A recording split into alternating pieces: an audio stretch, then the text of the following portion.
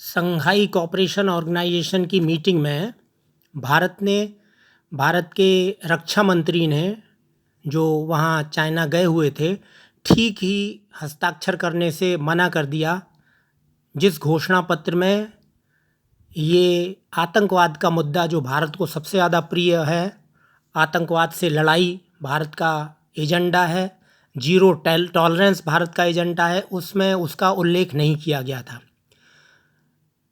हमें ये ध्यान रखना चाहिए कि SCO संघाई कोऑपरेशन ऑर्गेनाइजेशन एक तरह से SAARC south Asian association for regional cooperation की तरह से ही एक क्षेत्रीय रीजनल संगठन है।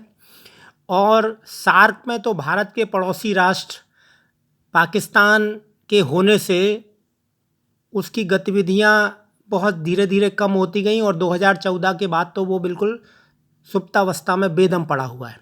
इसी तरह संघाई कोऑपरेशन ऑर्गेनाइजेशन SCO में पाकिस्तान के साथ चीन भी है।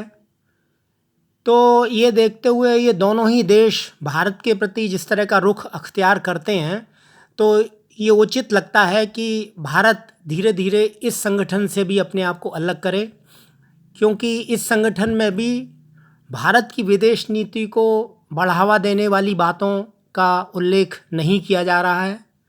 भारत की विदेश नीति निर्गुट के आधार पर रही है। गुटनिरपेक्ष आंदोलन का जनक था भारत, नॉन अलाइनमेंट मूवमेंट। तो भारत को चाहिए कि पुनः गुटनिरपेक्ष आंदोलन को ही बलवान करे, सजीव करे, और उसमें 100, 150, 125 देश होने के नाते भारत एक विश्व को लीडरशिप नेतृत्व दे सकता है। Thank you.